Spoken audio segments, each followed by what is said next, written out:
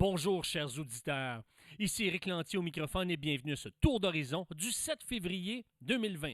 Eh bien, aujourd'hui, mesdames et messieurs, on va parler des questions que soulève la loi sur la laïcité dans la communauté internationale. Et oui, la communauté internationale se questionne, mesdames et messieurs. Elle se questionne par rapport à la loi québécoise sur la laïcité, ce qu'on appelait avant le projet de loi 21. Mais ni le Canada, ni le Québec sont en mesure de rassurer la communauté internationale en ce moment. Mais ce qui est problématique, mesdames et messieurs, c'est que ce ne sont pas quelques premiers ministres ou quelques présidents qui questionnent le Québec et le Canada. Non, non, non. Ce sont des membres du Conseil des droits de l'homme de l'Organisation des Nations unies. Ce sont des gens de la Commission interaméricaine des droits de l'homme et de l'Organisation pour la sécurité et la coopération en Europe. Écoutez, l'ONU est tellement préoccupée qu'elle a mandaté des délégués pour les questions relatives aux minorités, au racisme et à la liberté de religion pour questionner, pour obtenir des réponses de la part du Canada face à la protection des minorités religieuses qui étaient visées par le projet ou qui sont visées par le projet de loi 21 qui s'appelle maintenant la loi sur la laïcité.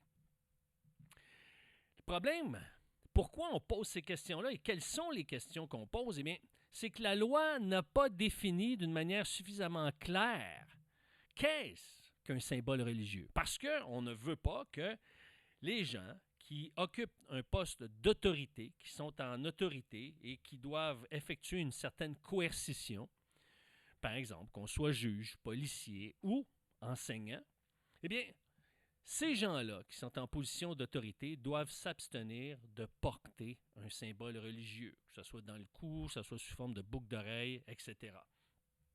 Maintenant, Jonathan Monpetit de CBC News va dire « Est-ce que l'étoile de David, c'est un symbole religieux ou politique? » On n'est pas en mesure de trancher ce genre de questions-là. Et pourtant, si un juif arrivait, par exemple, s'il était policier et arrivait avec une étoile de David, soit au cou, ou soit une femme, par exemple, portait une boucle d'oreille avec l'étoile de David, est-ce qu'on devrait lui accorder des sanctions à ce moment-là?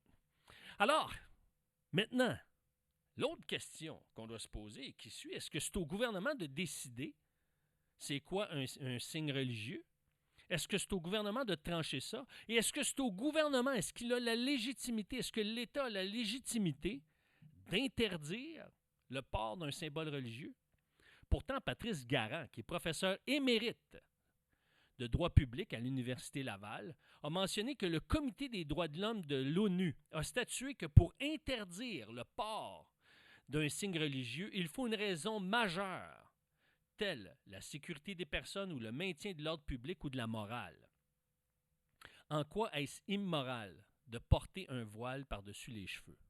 Maintenant, moi, je ne voudrais pas que mon épouse porte à journée longue, dans l'espace public, un voile sur les cheveux. Maintenant, c'est pas à moi de lui dire quoi faire, mais moi, je trouverais ça très inconfortable de la voir aller comme ça. Maintenant, ça, c'est un choix personnel. Mais est-ce que, si je suis dirigeant d'une nation, d'un pays, est-ce que je dois imposer mes choix personnels aux citoyens ou je dois permettre aux citoyens de vivre en fonction de leur liberté de conscience, leur liberté d'expression? Et en quoi un voile, une croix, une kippa est-il une menace? Ou en quoi sont-ils, une menace au maintien de l'ordre, de la sécurité ou de la morale au Québec? Moi, je pense que, en tant qu'État québécois, le gouvernement de la CAQ aurait dû se concentrer davantage sur le décrochage scolaire, sur l'hypersexualisation des jeunes filles, de la traite des femmes, puis de la lutte contre la pédophilie. Parce que savez-vous quoi? Moi, je crois que si une personne en autorité porte un signe religieux, c'est pas une menace, parce qu'elle va être encore plus surveillée que toutes les autres. Par exemple, si vous avez un policier qui porte justement l'étoile juive, eh bien, vous allez davantage observer ses agissements, à savoir est-ce qu'il agit en fonction de ses valeurs personnelles ou en fonction de son mandat. Mais puisque le temps file, mesdames et messieurs, eh bien, je vous dis merci, au revoir et à la semaine prochaine. Ciao!